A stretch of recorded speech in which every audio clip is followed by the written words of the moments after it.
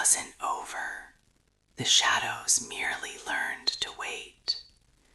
The first time I saw the kitchen knife gleaming on the counter, it was my own hand gripping it, slick with sweat, eyes darting at shadows that shouldn't have been there. I remember thinking, this is it. But the silence that followed felt like a breath held, not an ending. Now, every darkened corner in this house still feels like a coiled threat, a waiting game I never truly escaped. A year, that's how long I'd convinced myself the quiet meant peace, that the shadows had finally thinned out, dissolving into the mundane corners of my little house. I'd built a fragile sanctuary in the rubble of what came before, a carefully constructed illusion of safety. My days as a freelance graphic designer were filled with the hum of my computer, the familiar click of my mouse, the scent of fresh coffee, all anchors to a life I desperately wanted to believe was normal again. This occurred during what I'd hoped would be a serene chapter for me, a time for healing. But the house, my sanctuary, began to breathe differently. It wasn't an immediate change, more a creeping realization, like a slow-growing bruise. At first, it was just the feeling of a shift in the air, a subtle drop in temperature that lingered in the hallway even when the thermostat insisted it was warm. Then came the whispers, not distinct words, but faint, breathy grinds that seemed to coil around the silence. I'd pause, straining my ears, only to hear the refrigerator hum or the wind outside, and I'd tell myself it was just my mind, still playing tricks, still echoing the trauma of the past. My sanctity, a rope frayed and worn, was constantly under scrutiny, mostly from myself. The scent, though, was harder to dismiss. An earthy dampness, like freshly turned soil or the musk of an old root cellar, would waft through rooms, strong enough to make me crinkle my nose, yet never traceable to a source. I'd search compulsively for a leak, a forgotten pot plant, anything to rationalize it away. Each time, I found nothing. The scent would simply fade, only to return hours later, or the next day, a persistent phantom. It was a cruel trick, these sensory betrayals, making me doubt the very ground I walked on. I started to feel watched, an unsettling prickle on the back of my neck, even in empty rooms.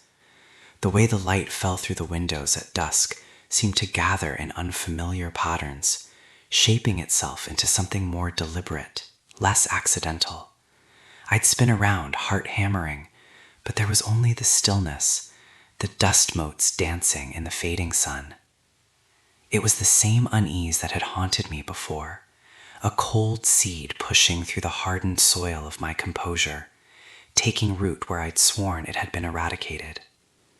Every creak of the floorboards above, every shift in the wind outside my bedroom window began to feel like a deliberate, patient observation. I would find myself freezing mid-step, holding my breath, certain someone or something had moved just out of sight. Marcus, my neighbor, an architect with a neat beard and an even neater garden, would sometimes pop over with his homemade kombucha or to ask if I needed help with anything. He was a solid, comforting presence, a reminder of the normal world. "You're looking a little tired, Anya," he'd commented one afternoon as I was trying to explain away the draft I felt in my office. I just shrugged, muttering about late nights and design deadlines, unable to articulate the subtle terror that was weaving itself back into the fabric of my days. He smiled, offering to fix the loose hinge on my gate, a small act of kindness that felt enormous in its normalcy. One evening, after Marcus had left, the house felt particularly heavy. I was sitting at my desk, trying to lose myself in a new design project, when the faint whispers returned, closer this time, directly from the wall behind my monitor. It wasn't a trick of the air. It was a clear, low murmur, like dry leaves rustling against stone. I slowly turned, my breath catching in my throat, my eyes wide. There was nothing, of course, but the wall itself seemed to absorb the light, to deepen its shadows. Then the floor floorboards in the hallway, the ones just outside my office door, groaned. Not a settling groan, not the normal house sounds I'd grown to recognize over years, but a heavy, deliberate creak, as if someone had stepped squarely upon them. I froze, every nerve screaming. My hand instinctively reached for the heavy brass letter opener on my desk. I stood, my legs trembling, and pushed myself slowly toward the door. The hallway was empty, the setting sun painting long orange stripes across the aged wood. But as I stood there, staring, a distinct impression, faint yet undeniable, appeared on the dust-covered surface of the polished floorboard. It was the clear, deep imprint of a bare human foot. My heart seized, a suffocating grip in my chest. I fell back against the doorframe, my vision blurring, my carefully constructed piece shattering into dust.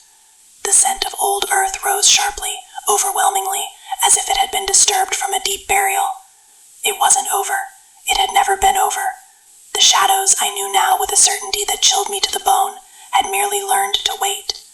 The footprint had dissolved my fragile piece, reducing it to dust motes in the unforgiving light. The intrusions that followed were no longer phantoms of memory, no longer vague whispers I could attribute to a stressed mind. They were tangible, unsettling shifts in my very reality, each one a precise cold touch. My pencils, usually arranged by color on my desk, would be found grouped by length, or worse, forming a crude, unsettling star shape.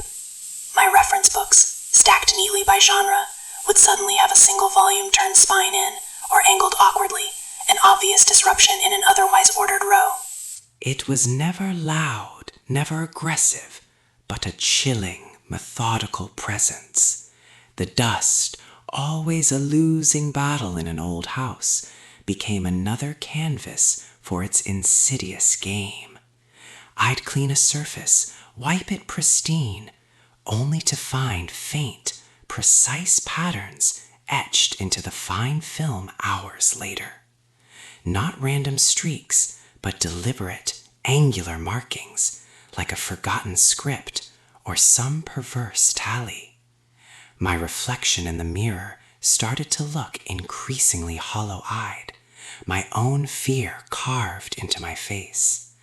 I was perpetually on edge, my muscles coiled, anticipating the next quiet violation. Then came the night the house truly ceased to be mine. The air was thick, suffocatingly still, pressing in from every window pane. I was trying to sleep, or at least pretend to, when a soft, rhythmic tapping began. It wasn't outside, it was inside the walls, emanating from the plaster behind my headboard. Tap, tap, tap, tap, tap, tap, tap. It was uneven, maddeningly inconsistent, yet distinctly deliberate. Each rap was soft, too gentle to be a branch, too deep to be settling wood, resonating with a hollow echo that sank into my bones. The full weight of its enduring vigilance crushed me then, right there in the dark. There was no escape. The previous confrontation, my frantic, desperate efforts to banish it, hadn't driven it away. It had merely taught it. It had learned to be more subtle, to wait until I had lowered my guard, to wear me down with the creeping certainty of its return. The tapping continued, a relentless, quiet siege on my sanity, revealing a patience that felt ancient and malevolent.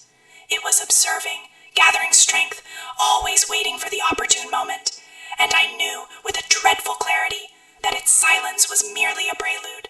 It wanted something from me, something more than just fright, and the slow, deliberate rhythm from within the walls felt like an inverse heartbeat, counting down. The unsettling truth, isn't it? That some fears don't vanish, they merely retreat, learning the patience of stone. Anya's house, once a haven, became a living testament to that insidious waiting game, where every shadow held a potential threat, every silence a promise of return. It's a chilling thought how the past doesn't simply pass, but lingers, observing, gathering strength, forever altering the landscape of our supposed safety. The fight wasn't against a monster, but against the very air she breathed, tainted by what refused to stay buried. This journey into Anya's quiet dread leaves us with so much to unpack. At Content Channel, we often wonder about the resilience of the human spirit when faced with the relentless, unseen. What would you do if your own home, your sanctuary, became the very source of your deepest terror, twisting familiar comforts into instruments of dread? Thank you for joining me in these unsettling reflections. Until next time, stay safe and remember that some doors, once opened, can never truly be closed again. Next, we'll delve into the chilling tale of an abandoned lighthouse where the fog hides more than just the shore.